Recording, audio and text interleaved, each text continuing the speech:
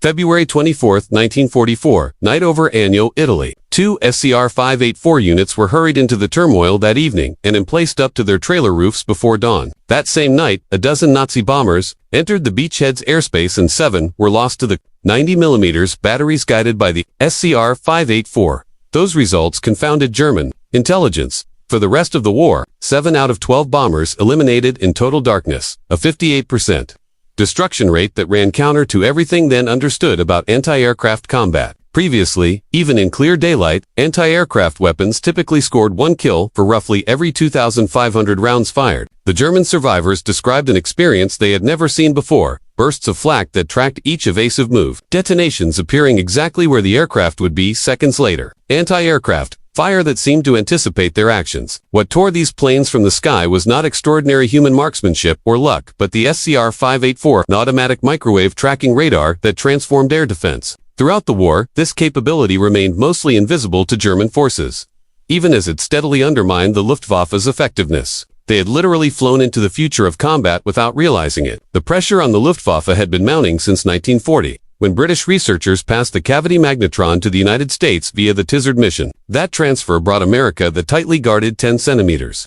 Cavity magnetron, the keystone for powerful microwave radar systems, and it set off consequences neither ally fully predicted. While German radar efforts continued on conventional meterwave lines, engineers at MIT's radiation laboratory in the U.S. pursued a different path and produced something revolutionary. The SCR-584 was extraordinary for its era. It could detect aircraft out to a distance of 40 meters and deliver range accuracy to within 75 feet, operating on microwave bands that German warning gear could not perceive. The set transmitted between 2,700 and 2,900 MHz 10 to 11 centimeters wavelength, sending 300 kilowatts pulses lasting 0.8 micro in duration, with a pulse repetition frequency of 177 pulses per second. German detectors tuned to British radars at 200 to 600 MHz. Were effectively blind to these emissions. The gap was more than just different frequencies. The 584 Seychelles rupees used automatic tracking through conical scanning. The beam rotated to form a conical pattern that could lock on and follow moving targets without human steering.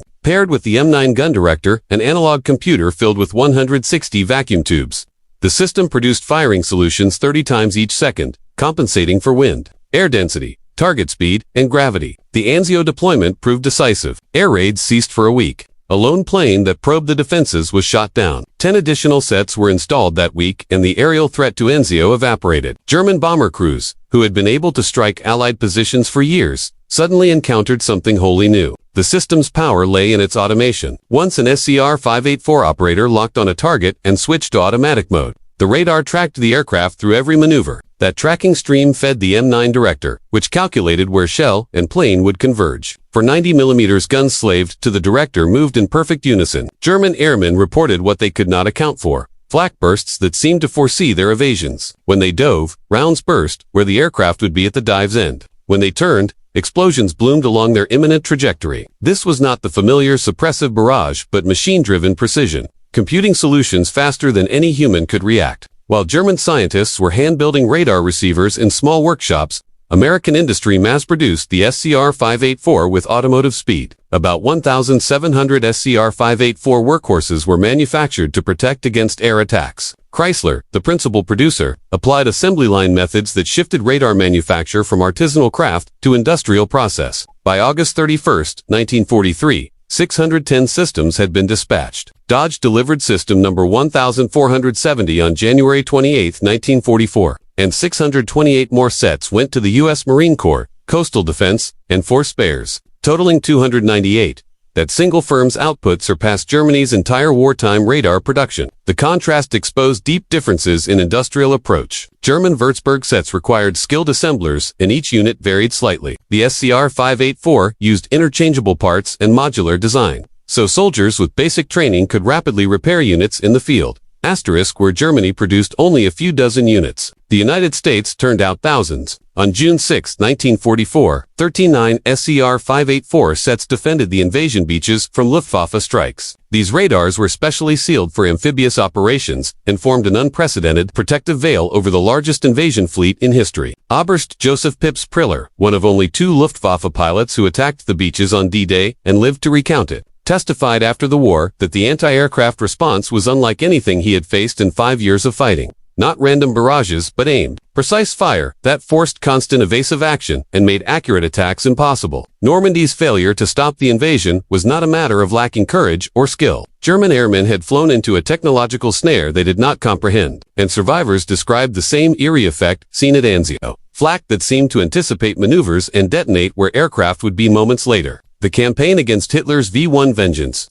Weapons provided an even clearer proof of the SCR-584's game-changing abilities. Those pilotless bombs traveled at roughly 400 miles per hour in straight, level trajectories and should have been straightforward targets, yet their speed defeated conventional aiming. 20 SCR-584s were stationed along England's Channel coast to cut the number of V1s reaching London. Paired with 80 guns firing new proximity-fused shells, they destroyed hundreds. On one Sunday, 97 of 101 V1 South were brought down. The figures show a revolution in air defense. In the initial week, the coastal belt's guns shot down 17% of incoming flying bombs. By August 23, that climbed to 60%, and by the last week of August it reached 74%, with one remarkable day seeing 82% destroyed. Ammunition efficiency leaped from 1 V1 per 2,500 shells to 1 per 100 25-fold gain that signaled a shift from incremental improvement to outright defensive dominance. German observers along the French shore reported V1s being obliterated by short, pinpoint bursts of 3 or 4 rounds, a sight that contradicted everything their anti-aircraft doctrine predicted. The German failure to recognize the SCR-584 threat sprang from a crucial scientific error. In January 1943, Professor Abraham Esau and other German radar authorities persuaded the High Command that centimeter-wave radar was physically impractical, claiming too little energy would return to receivers at those frequencies for detection to be feasible. And based on that flawed reasoning, Germany halted all microwave radar research. When German forces captured a British H-2S radar in February 1943 and found it operated on centimeter wavelengths, it was already too late. Germany had fallen years behind in microwave technology and could not close the gap during the war. German intelligence repeatedly misread growing signs of Allied radar superiority.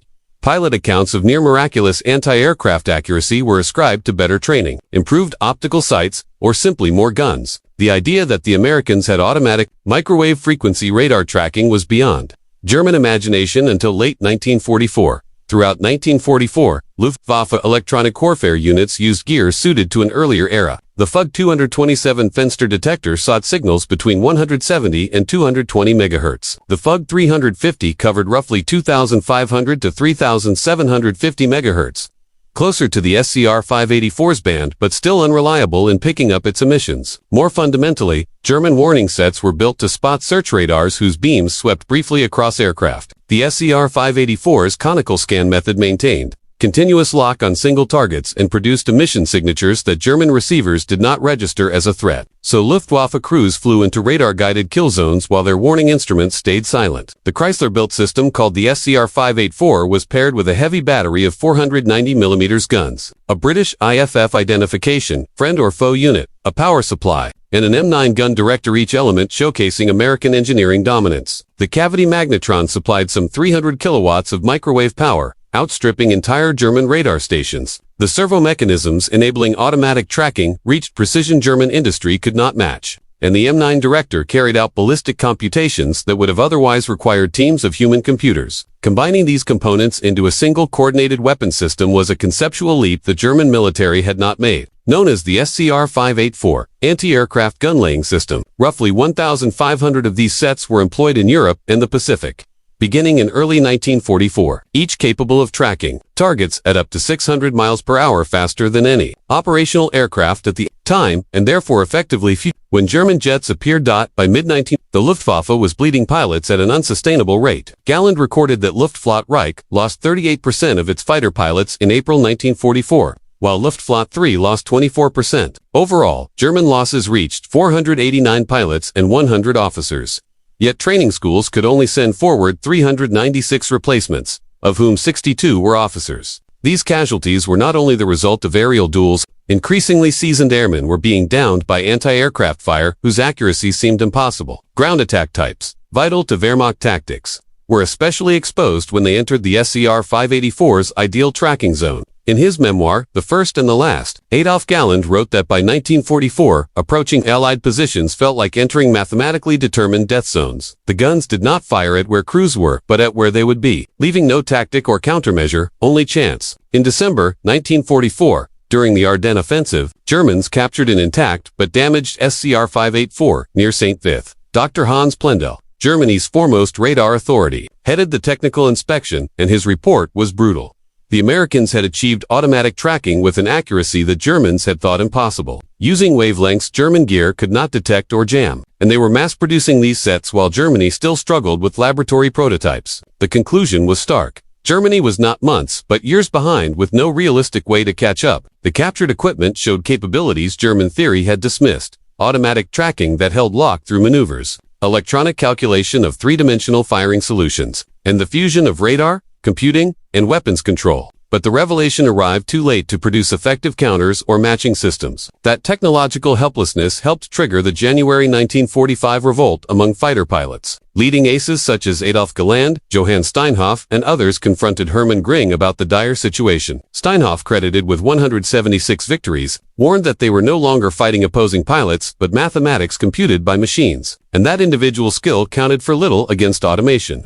A claim made by some of Germany's most highly decorated flyers and a sign of a deep psychological rupture. Göring's reaction, removing Galland from command and threatening Marshall, exposed a leadership that could not accept the new technological reality. Even advanced jets offered no refuge from SCR-584 directed fire. Germany's top jets, capable of 540 miles per hour, were still vulnerable because the SCR-584 could track up to 600 miles per hour. Speed only reduced the time available to evade. Post-war testimony from one of Germany's leading jet pilots noted that they had believed velocity would shield them from flak, only to find American batteries following them precisely and detonations occurring where they would be. Several jets were lost to anti-aircraft fire of uncanny accuracy. The 584's Seychelles Rupees' success against jets underlined American foresight that German planners had lacked. It was specified to outperform any aircraft then in service and remained effective. Even as newer technologies arrived in late 1944, production figures exposed an industrial mismatch that sealed Germany's fate, regardless of tactical ingenuity. American industry turned out SCR-584s in large numbers, roughly 1,700 units in total, with major contributions from firms such as Chrysler, General Electric, and Westinghouse, driving costs down from around $50,000 to under $10,000 per set and pushing monthly output above 50 units at peak. German radar production, by contrast, remained small-scale and largely hand-built, with total wartime output across all types measured in the low thousands and little meaningful cost reduction or mass production achieved. The gap reflected deeper differences in industrial culture. The SCR-584 was designed to be operated by conscripted civilians after only 6 weeks training, whereas German sets demanded months of specialized technician education. Beyond specifications, the 584 Seychelles Rupees offered practical operational advantages. It could be ready to fire within about 30 minutes of emplacement, while German systems often took hours. It was highly mobile, a decisive trait in Italy's fluid campaigns where quick deployment provided immediate protection for advancing units, and it performed reliably in rain, snow, and fog that blinded optical methods. Whereas German radar performance suffered markedly in adverse weather, maintenance was straightforward. Its modular design let crews swap parts in the field, whereas German sets needed trained specialists even for small fixes. Crew complements were smaller 2-3 operators versus 8 for the German Würzburg rigs. Field Marshal Albert Kesselring later testified that American radar-directed anti-aircraft fire had made tactical air support untenable by early 1944. The Wehrmacht, once the pioneer of combined arms warfare, found itself effectively blind while Allied forces observed movements from above. The WWII campaign provided measurable proof of the technological leap. In the first week, coastal guns intercepted 17% of incoming flying bombs using conventional tactics. By week 4, that rate rose to 60%. By the 8th week, it averaged 74%. And on the best day, 82% were destroyed, raising ammunition efficiency roughly. These figures marked the first time defensive guns consistently outperformed attacking aircraft. The V-1, a crude cruise missile, flying predictable courses at about 400 miles per hour, had been nearly impervious to traditional anti-aircraft methods until the SCR-584 changed the balance. German measures that had troubled British radars early in the war were ineffective against the SCR-584. Luftwaffe jammers, tuned to meter wavelengths, had no impact on microwave systems. and chaff, cut to meter bands, proved useless. The failure was not only technical but doctrinal. German EW doctrine assumed opponents used comparable technologies, so the idea that the Americans had adopted fundamentally different physical principles was not seriously considered until captured equipment made the truth unavoidable. By that time, Germany lacked the time and resources to develop effective counters. The SCR-584's effects went beyond shooting down aircraft. It blinded German reconnaissance and disrupted Wehrmacht intelligence. Commanders could not observe Allied buildups, follow troop movements, or find weak points. That information blackout contributed directly to strategic failures across 1944-45. General Hasso von Manteuffel, commanding a panzer formation during the Battle of the Bulge, said bluntly that his forces had attacked blind in the Ardennes because reconnaissance planes could not survive over Allied lines and they had no knowledge of enemy reserves or movements. For Luftwaffe crews, the system inflicted a particular kind of moral damage. Death delivered by machines that removed human skill from the equation struck at aviators' sense of purpose. Pilots who had trained for years, flown hundreds of missions, and won high honors found themselves impotent against automated targeting. Survivors' testimony captured that psychological blow. Heinz Bohr, credited with over 200 victories, said post-war that facing radar-guided guns was not the skill versus skill combat they had known, but execution by mathematics, and that there was no honor in dying to a machine's calculation. That sense of irrelevance rather than fear of death alone undermined morale. After Germany's surrender, Allied officers demonstrated the SCR-584 to captured Luftwaffe personnel, whose reactions ranged from astonishment to reluctant acceptance. Many felt relieved to finally understand what they had faced. Dr. Wilhelm Runge, who had worked on German radar, later admitted they had dismissed eyewitness reports and invented complicated explanations, instead of accepting the simple fact the Allies had superior technology, and that arrogance cost thousands of lives. The cultural and institutional inability to recognize American engineering advances despite mounting evidence in 1944 was a deeper cause of Germany's collapse. Post the SCR-584's concepts lived on its automatic tracking, predictive computation, and integration of radar, computer, and weapons control were adapted into systems such as the AMPQ-12 and AMPM-38, an influence-guided weapon development for the MGM-5 Corporal. Virtually every modern surface missile system traces conceptual lineage to the SCR-584. The lesson was clear that effective air defense required removing human reaction time from the engagement loop, a truth learned painfully through the erosion of the Luftwaffe's combat power and one that shaped military technology through the Cold War and beyond. Although complete wartime records were partly lost, the surviving figures make the SCR-584's lethal impact unmistakable. At least 1,700 units were built, with Chrysler alone documented as producing 2,980 of them, and monthly output topping 50 sets at the peak of production. Combat results were striking. On Anzio's first night, 7 of 12 bombers were shot down, a 58% kill rate. 5-to-1 interceptions peaked at 82% on the best days. Ammunition use became roughly 25 times more efficient. 39 sets on D-Day provided virtually complete protection for the landing beaches. Technically, the SCR-584 could detect targets out to about 40 miles, roughly double the reach of contemporary German gear pinpoint range 2 within about 75 feet, compared with German eras of 500 feet or more. Track automatically where German systems required manual control, and be set up in roughly 30 minutes instead of the 2+ hours German units needed. The Luftwaffe's encounter with this system teaches enduring lessons about surprise in technology, confident in their own superiority and constrained by theoretical dogmas. German leaders sent aircrews against a threat they neither recognized nor could neutralize. As one senior commander later admitted, contradictory reports were explained away until reality could no longer be ignored. By then, the Luftwaffe had effectively ceased to be a fighting force. The failure was less a matter of raw intelligence collection than of interpretation. Observers accurately reported extraordinary Allied anti-aircraft performance, but those accounts were dismissed because they clashed with established assumptions about enemy capabilities. That cognitive blind spot proved far more damaging than any single breach of security. The -584 Seychelles rupees reflected an American industrial mindset of mass production, standardization, and simplification. Instead of handcrafting perfect bespoke sets, engineers designed for reliable high-volume manufacture. Borrowing lessons from automotive production, German practice prized specialist expertise and artisanal precision. American design favored automation and ease of use. The result was a system that removed skilled operators from the critical loop and made complex capability available to relatively untrained crews. A democratization of advanced weapons that proved decisive in total war. The SCR-584 signaled the end of air combat as a pure